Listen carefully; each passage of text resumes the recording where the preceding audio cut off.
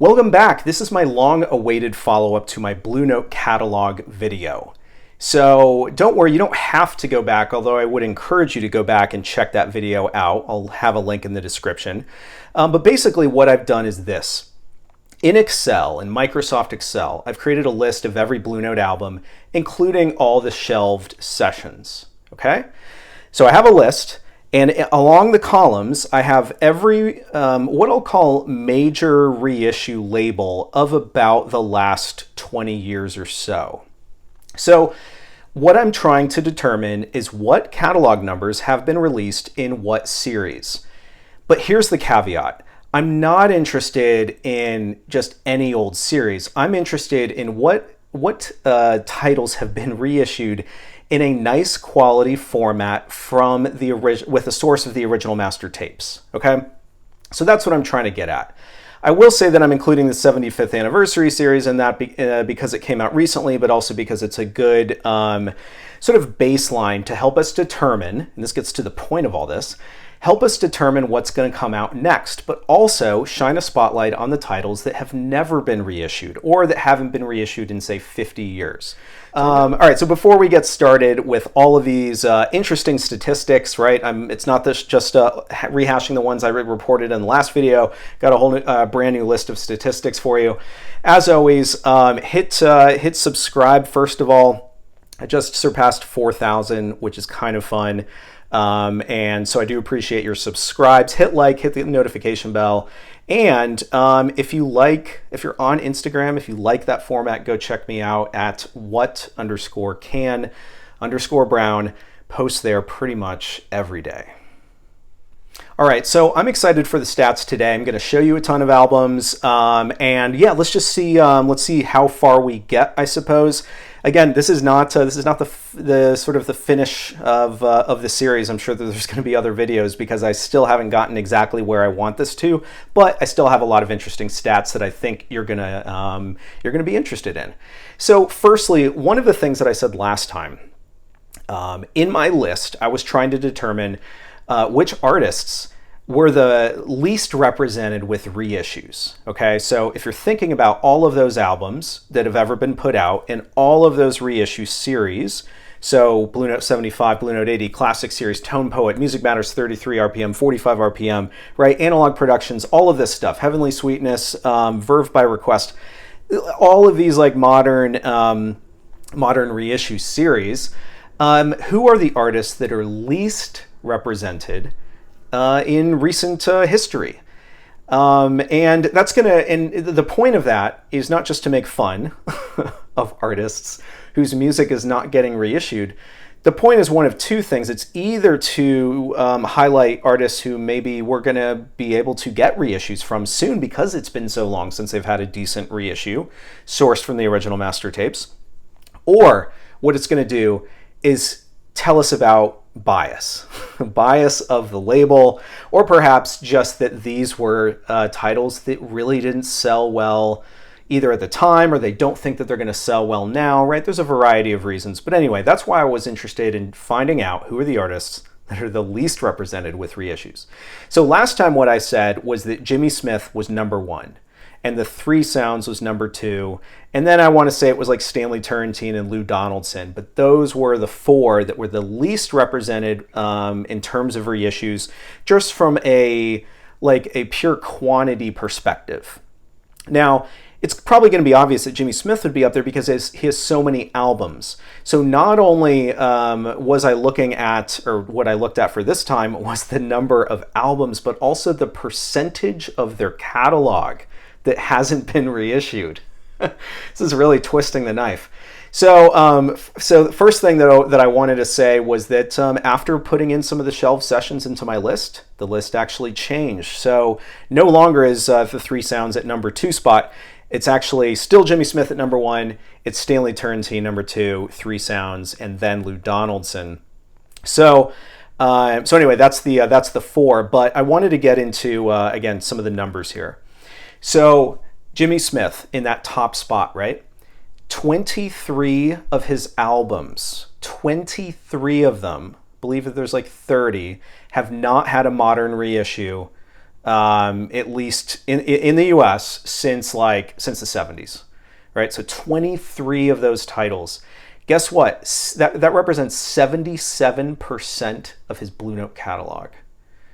So the label or reissue labels thus far in the last 30 years have not been confident about Jimmy Smith's ability to sell. Now, don't get me wrong, those few titles that actually were reissued have been reissued a number of times. But fact of the matter is that 77% of his Blue Note catalog has not had a reissue since like the 70s or before. I find that really, really interesting. All right, so the next one is Stanley Turrentine. So I mentioned he kind of sneaked up into the number 2 spot. So 12 of his Blue Note albums have not had a modern reissue in the US, sourced from analog tapes. And that represents 50% of his Blue Note catalog. So half of his catalog has not had a modern reissue. This is going to get even more interesting once we get past some of these, because I actually have this list down to like 10 or 15 or something for you, and I'm going to go through it pretty quick after these first few. But what's really interesting are those artists that just have a lot of their catalog from a percentage standpoint that's been remains in print. All right, so number 3 is the Three Sounds. So 11 of their albums have not had a modern reissue. That represents 79% of their catalog, so even more than Jimmy Smith from a percentage standpoint. Lou Donaldson, 9 albums have not had a modern reissue, and that represents 43% of his catalog. Next is Jackie McLean, 8 albums not reissued, 33% of his catalog. So, more of his catalog has been reissued, but still there's 8 sessions that haven't. I mean, I actually find that even just a little bit exciting, because that means that more so than some of the artists that I just mentioned. Don't get me wrong, I'd love to see some more Lou Donaldson. I'd even like to see some Three Sounds. But the fact that Jackie McLean has 8 sessions that could be put out in a modern, nice pressing, possibly tone pot, who knows?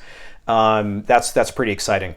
So the next one up is Hank Mobley, 7 of his albums. And this is mostly because of some of those shelved sessions, but 7 of his albums have not had a modern reissue. That's 29% of his catalog, so a decent percentage of his catalog has been reissued, but still 7. Horace Silver is next, 6 titles, 30% of his catalog. And I'm going to kind of go down. So Andrew Hill, 5, Art Blakey, 5. And actually for Art Blakey, that's just 21% of his catalog. If I'm thinking about it, think about like Orgy and Rhythm maybe. Think about African Beat. Some of those that are the drum-heavy albums, I believe, are partially the reason for those titles that haven't remained in print. But then it goes Blue Mitchell with 5 sessions, Donald Byrd with 5. That's just 23% of his catalog, though, so a lot of his stuff is popular. Then Lee Morgan, 5 sessions, 22% of his catalog. So again, we all know that he's very popular, but there's still 5 sessions that they could put out in a very nice format for us. And then Duke Pearson, Freddie Roach, Grant Green, John Patton, Larry Young, all with 4 albums, and just kind of a variety of percentages of their catalog. But what I will say is that Freddie Roach, 4 albums that haven't been released, that's 80% of his catalog, which means that just 1 has been reissued. And then I guess one other thing, what else was I going to mention? Oh, so Booker Irvin is down there with 3 sessions. That's 100% of his catalog. So none of his stuff, some of that was shelved, but none of that stuff has been reissued. And then I actually pulled Bobby Hutcherson, and there's only 2. There's only 2 more sessions. I know that we've been seeing a lot of his stuff in the Tone Poet series, some other reissue series, but there's just 2 more, it seems. And now I'm trying to think about what those might be. Medina, right? And is it Total Eclipse? What's that? No, it's not Total Eclipse. That one was that one wasn't shelved. I'm trying to remember what the other one is, but I believe that there's just 2. Anyway, 15% of his catalog. That's what that number 2 represents. That has not been reissued in a modern series.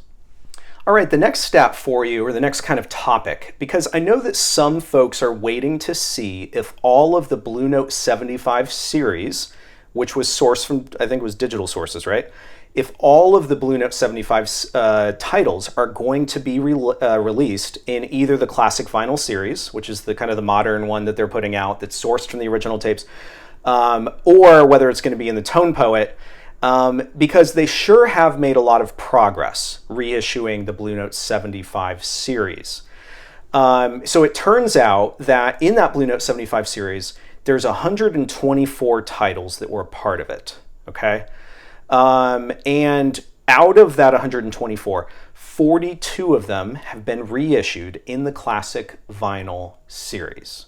So they dusted those off and put out a theoretically better format, right? Because it's sourced from the original tapes, and every classic vinyl series title that I've listened to thus far has been more or less good. I know that there was early on some issues, but anyway, people are hoping that that these get featured in the classic vinyl series or the Tone Poet, obviously. So 124 titles in Blue Note 75, 42 of them have been reissued or are on the release calendar already, plus another 16 of them that instead of putting them in the classic vinyl series, put them in the Tone Poet series. All right, so this begs the question, out of those titles in the Blue Note 75 series that haven't been reissued already in either Tone Poet or classic vinyl, what are they? And are there any exciting ones? And is there anything that we can learn from those remaining titles that might help us determine, whether they're going to be featured or not? So I'll tell you what, I'm going to do you one better. And first, I'm going to suggest the choices that are still left in the Blue Note 75 series that are eligible for Tone Poet. And if I'm saying that it's eligible for Tone Poet, that means that it couldn't have had a Music Matters reissue. So that actually slims down that list quite a bit. And this is where it gets interesting. Because if all we're interested in is out of the remaining Blue Note 75 series, what might show up on Tone Poet, it's a very short list. So there are 5 titles that could in the 1500 series, 1 in the 4000 series, 3 in the 4100 series, and 4 in the 4200 series. So remember, when I'm talking about these series, I'm talking about catalog numbers. So when I say that there's 5 titles in the 1500 series, that means that between catalog number 1501 and 1600, there's only 5 of them that were put out on Blue Note 75 that haven't been put out on Blue Note 80 that are eligible for Tone Poet. And what my point is, we're narrowing things down here quite a bit. All right, so the first title that could be a Tone Poet that was put out on Blue Note 75 but is still eligible for Tone Poet.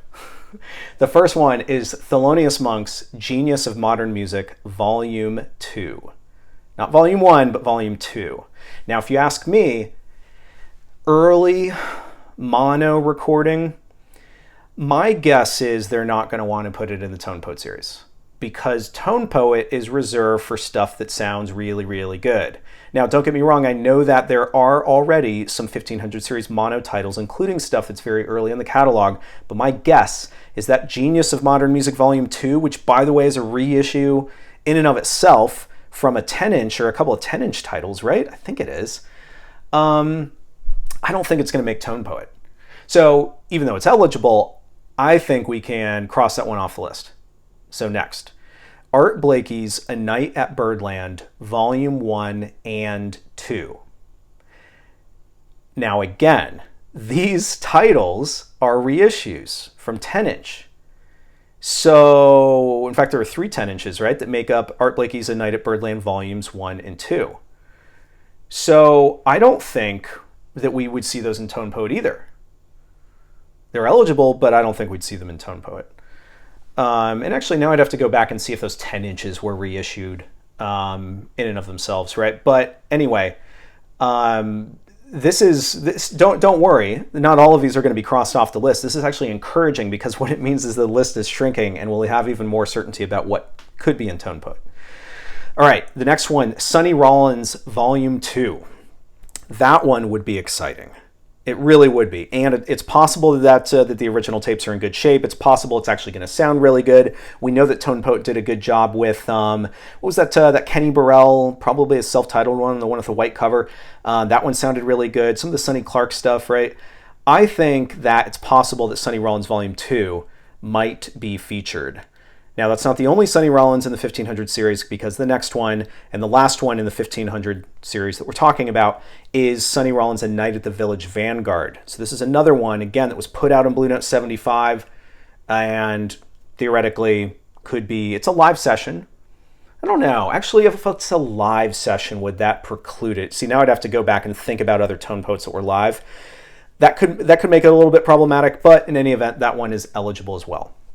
All right, next is the 4000 series. This is going to be a short one because guess what? There is only one title, and that is that's eligible, and that is Capuchin Swing by Jackie McLean.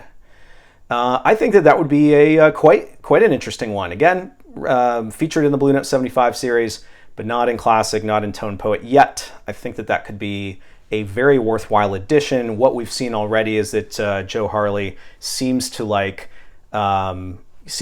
Jackie McLean because we've had some of his other titles in there already, right? So I think that one's probably on a short list. All right. So the next is the 4100 series, and there are 3 titles, and the first one is another Jackie McLean, and that is Let Freedom Swing. Fantastic cover on that one. That one would be really cool to see. The next one is Hank Mobley's The Turnaround. So again, we've seen a bunch of Hank Mobley. I think that Hank Mobley's The Turnaround would be, I think that's pretty likely. If they're choosing between these again that are eligible for tone, but I think Let Freedom Swing is going to have to be on that short list. And then the next one, the third one in the 4100 series, is the 3 sounds Out of This World. Now, if I was a betting man, I would say that they are not going to feature. They already are not. They're trying to not reissue the 3 sounds. We've seen that because of the percentages and the number of titles that haven't had reissues. So are they going to put out of This World again just because they put it in the Blue Note 75 series? I gotta say, I doubt it. I think they'd go after some other 3 sounds series some other 3 sounds album that maybe hasn't been recently reissued. So my guess is we can remove the 3 sounds from the Tone Poet series altogether. All right. So the last series that I'm going to talk about is the 4200 series, and there are indeed 4 titles. So we have Bobby Hutcherson's Components. I think that is another short list. They've shown that they love Bobby Hutcherson. They're releasing so much of his stuff. I think it'd be great to get a Tone Poet edition of Components. The next one is Don Cherry's Complete Communion. They could do that one. I think that one's a little bit less likely. I think it's more likely that they would push that through the classic vinyl series, just to be honest, because of the style of music. I don't think it's quite as, not to say that it has to be accessible if it's in Tone Poet. That's not at all the case. But I don't know, it just feels more of a classic vinyl series title to me. The next one is Cecil Taylor's Conquistador. I think that's another one that probably is going to be more likely in the classic vinyl series. We just saw Unit Structures get released in that series. I think that if they're going to do it again, they're going to put that in classic vinyl. And then the last one is Bobby Hutcherson's Total Eclipse. Who knows with that one? I actually really like that one. I think that's a sleeper, and I could see them, even though the cover would continue to look atrocious because the original cover looks atrocious, that kind of like Liberty era grainy photo thing. Just the design isn't great. I mean, Bobby is hip as always, but just the design of the cover is not great. So I don't know. That one would be interesting. It'd just be strange to see it in a glossy Tone Poet gatefold. So if I'm thinking about all those titles, that's it, by the way. Those are the only ones. Up until the 4200 series anyway. If I'm thinking about those titles that I just went through, and there were, 13 of them, and that's it, I think the ones to, place your bets on, right? If you're going to go to Vegas and place bets on what was released in the Blue Note 75 series and is going to be put out on Tone Poet, I would say Sonny Rollins Volume 2, and maybe A Night at the Village Vanguard. Capuchin Swing, I think, is highly likely. Let Freedom Ring, highly likely. The Turnaround, Components are all, that's the short list. And then maybe Total Eclipse. We'll see. So basically, now that we went down that list that I just previously went through, if the only question that you're trying to determine, again, is what was put out on Blue Note 75 that's still eligible for Tone Poet, you know what your consideration set is. You know what that list looks like. If we're wondering otherwise what might make the classic vinyl series, but specifically not Tone Poet. What are some of those titles? All right, so let me kind of refresh your memory why this would be the case. I know I mentioned it earlier in the video, but I'm going to say it again. So if stuff was put out on Blue Note 75, it's all eligible for the Classic Vinyl series, but it's not all eligible for Tone Poet. And the reason why is because the folks at Blue Note said they are not going to be putting anything out on Tone Poet that was previously put out in any Music Matters format, with the exception of Blue Train. They could make more exceptions, but we have no reason to think they will. So that means if it was put out in a Music Matters 33 RPM, 45 RPM, or SRX edition, you can take it off the list for that. So, if we consider the fact that it could make Classic Vinyl series, then it doesn't matter whether it was recently put out in Music Matters, right? So all of a sudden the list becomes bigger. The options become more. And what I wanted to do is not go through all of them because there are too many. Remember I said there was 124 titles in the Blue Note 75 series. I'm not going to list them all out for you, but I went through and I picked out some that I thought were pretty interesting. So this is what we've got. We've got Kenny Dorham's Afro-Cuban, right? That would be a great one. Sonny Rollins Volume 1. I think that would be another really exciting one. Curtis Fuller's The Opener. I mean, don't get me wrong, the Music Matters sounds great, but yeah. All right, Kenny Drew's Undercurrent. We have Hank Mobley's Workout. Sonny Clark's Leapin' and Lopin'. I know there's a lot of people that would love to replace their 75 series with a Classic Vinyl series of that one. Ike Quebec's Blue and Sentimental. Dexter Gordon's Our Man in Paris. That one's a little problematic because Rudy Van Gelder did not record that one. I don't think he did. I think it was recorded actually in Paris, thus Our Man in Paris. So it'd be interesting if, I suppose Blue Note would still have the master tapes, and I bet Van Gelder still sort of did some type of mastering for it, right? Just didn't record it. Anyway, that'd be an interesting one.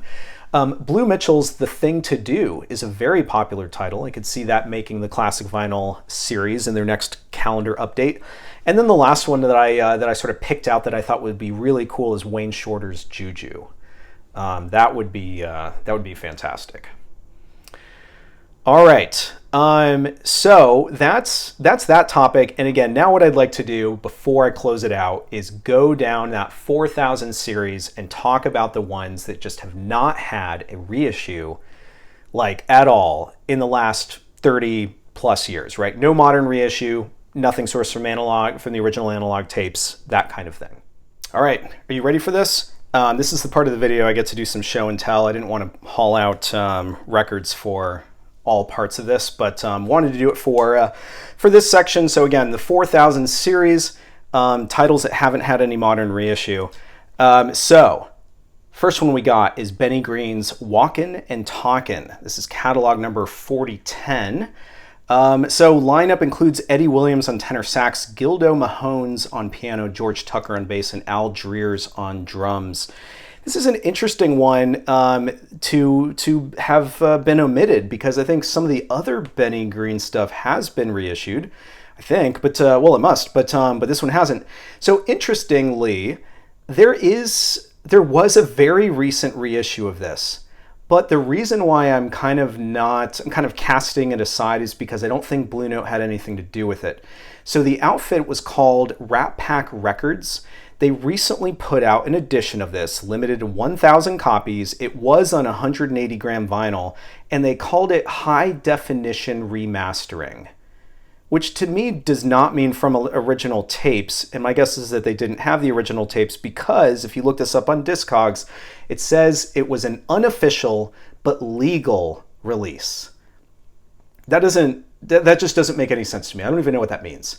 So otherwise there was a bootleg reissue by, what is that label, DOL? Otherwise nothing in the US since 1970. I'm including this in this list because I don't think that one on Rat Pack Records. I think it was a European label. I don't think that was anything to even consider. And some of these other titles were actually put out in that series as well. But anyway, Walkin' and Talkin' is the first one. Second one, this one has been brought up before by others. I know that there's a lot of people interested in this one, and that is The Sermon by Jimmy Smith. If there is a title of his that has not been reissued that is the most in demand, I would say it's The Sermon, and the main reason is because of the lineup. So there's a few different sessions that are represented here, but within those sessions, we have Lee Morgan, Lou Donaldson, George Coleman, Tina Brooks, Kenny Burrell, Eddie McFadden, Art Blakey, and Donald Bailey. I think that's it. I think they're all on the cover. This is one of those interesting, like, kind of jam session-y titles. There's only 3 tracks in the entire thing. So this one has had unofficial reissues by DOL. It did have, interestingly, a reel-to-reel reissue in 2011 by an outfit called the Tape Project. Not familiar with that, but then again, I've never thought about getting into reel-to-reel. It just seems like too much. Otherwise, there was a DMM reissue in 1987, and otherwise nothing since 1985. So it has been a while for The Sermon. I think that we could be treated to that one. All right, we've got a kind of a twofer up next. So that is Art Blakey and the Jazz Messengers at the Jazz Corner of the World, Volume 1 and Volume 2. So live session, right? I mean, so who knows? Also, I think it's been a while since I've seen this because I'm seeing a bunch of, I wonder if that's a signature. I wonder if I have an Art Blakey signature on here. Is that weird that I find that out live on while recording a video? I'll have to look at that. So, all right, so the lineup on this is Lee Morgan, Hank Mobley, Bobby Timmons, Jimmy Merritt, obviously Art Blakey. That is a fantastic Messengers lineup for these 2 titles. The last time that Volume 1 was put out was in 1975. Last time that Volume 2 was put out was in 1977. Both of these were that like blue label with the white kind of bubbly note kind of logo on it. So that's the last time that these were put out. All right, next one up is catalog number 4020. This is a 3 Sounds record and it's called Good Deal. I actually really enjoy this one. So 3 Sounds, always the same lineup, right? I think they always have the same lineup. Gene Harris, Andrew Simpkins, and Bill Dowdy. So this one has not had a reissue at all since 1966, and that was a Liberty reissue, probably rechanneled stereo or something like that. I'm actually not sure. I forget if they did a mono reissue. They might have. But anyway, out of all the 3 Sounds stuff, I actually kind of like this one. In fact, some of these in the 4000 series by the 3 Sounds, they're very worthwhile, I think. The next one up is Freddie Red Quartet with Jackie McLean. So the music from The Connection. This is catalog number 4027. This was last released in 1994 in the Blue Note Connoisseur series, which supposedly was pressed from the original analog source, or at least that's what they were. Those are the words that they used. But still, 1994, that was a long time ago. So, you know, nothing that modern. I'm sorry, folks. 1994 was not recent. So anyway, who's in this one? Jackie McLean, Freddie Red, obviously, Michael Matos and Larry Ritchie. Yeah, I think that could be a fun one if they decided to finally put it out again. Next one is another Jimmy Smith title, and another one, actually, I think I kind of like this one. Isn't this one I like? Out of all the Jimmy Smith titles where there's a trio, I actually think that this one might be better than some of the others. So this is called Crazy Baby. You'll always recognize a original pressing versus the shortly thereafter reissue because the original has the yellow text versus the blue text for the reissue. This was also reissued in the Rat Pack Records series in 2022. 180 gram limited edition, unofficial but legal. I just don't buy it. Otherwise, nothing since 1986. All right, moving right along. The next one is Moods by the 3 Sounds, catalog number 4044. This for sure is one of my favorite 3 Sounds records. This might be my absolute favorite. I think it sounds fantastic. Same lineup as before. Let's see, Moods. So nothing in the US since 1977, and that was one of those blue label with white logo kind of things as well. So it's been a really long time for Moods.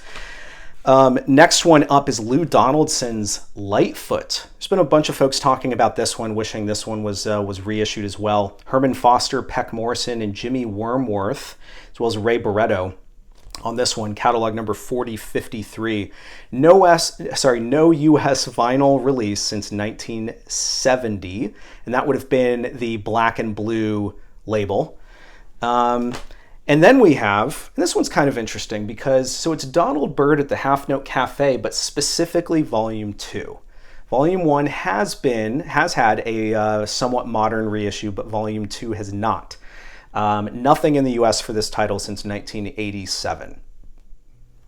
All right, the next one that has not had a modern reissue of any sort is the Three Sounds Feelin' Good. So a lot of representation from the Three Sounds here. So again, same lineup. This is catalog number 4072. Nothing in the US, no reissue in the US since 1970, that black and blue label for that one. That one's not one of their better ones, gotta be honest, but you know, it's still fun to have. Next one, Lou Donaldson's Gravy Train. Herman Foster, Ben Tucker, Dave Bailey, and Alec Dorsey on the conga. This is catalog number 4079. So this was also part of that Rat Pack reissue series just last year. No, just this year. I think it came out earlier this year, which I don't trust, and I don't even want to look more into that. When they say it's like not official but legal, I just don't even know what that means. All right, so otherwise no reissue since 1975 for that title. Next one up is a Stanley Turrentine one. This is Dearly Beloved. Catalog number 4081. This has Shirley Scott on it, credited as Little Miss Cott. And you have Roy Brooks. Now, Roy Brooks, that's pretty interesting. What I will say, though, is that out of every title that Stanley Turrentine has put out on Blue Note, at least up until like, what is it like? What are those ones where he did like Burt Bacharach covers or something? Anyway, at least up until the late 4200 series, this is the least of his titles. This one's not as good as pretty much, like, this is the worst. I didn't want to say worst. This is the worst. But you know, what am I supposed to do? I'm a little bit of a completist with the Blue Notes. All right, two more, and we have another Three Sounds title. So this is Here We Come. By the Three Sounds. Now, what I will say is that as much as there's a lot of Three Sounds, not all of it's great, I really enjoy this one, and that cover is fantastic. I just love it. I love the car. I love the sort of the bright colors down here. Something about that blue and the kind of like magenta and red and orange. I think everything about this cover is fantastic. I wish I could just like, you know, wallpaper the room in this. So this is catalog number 4088. This is another title that came out in that Rat Pack reissue series in 2021. Otherwise, nothing in the US since 1968 on Liberty. And the last one, and I made reference to this, I think, earlier in this video. Art Blakey and the Afro Drum Ensemble, The African Beat, catalog number 4097. I personally think, here's the thing, I just don't pull this that often. I don't pull the drum-heavy Art Blakey records very often at all. I do enjoy having them. And guess what? On these, I think even on his earlier ones, there's like a few surprises, right?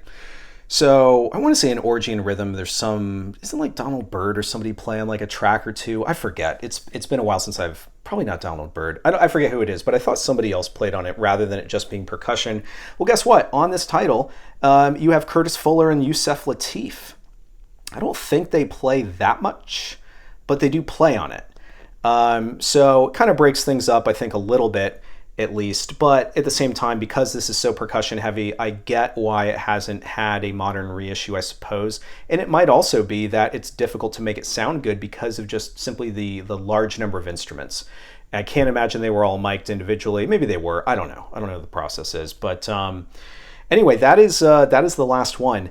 So, you know, the purpose of me going down those again, if you lost track of what I was even talking about, is these are the titles. These are all the titles in the 4000 series that have not had a modern reissue of quality. and and don't get me wrong, I'm including Blue Note 75 in there, but these are all the ones that have not had any reissue in the last like 30 years of anything that's worthwhile or legitimate.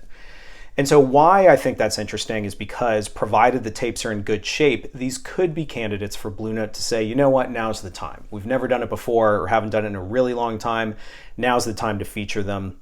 And if they don't, then what the list that I just gave you theoretically would be the titles that, anyway, for others who are Blue Note completists and you just want a decent playing copy of every title, those are going to be harder ones to find. Right? You're not going to be able to get, you're going to be more likely to have to rely on an original pressing for those titles simply because they haven't had modern reissues.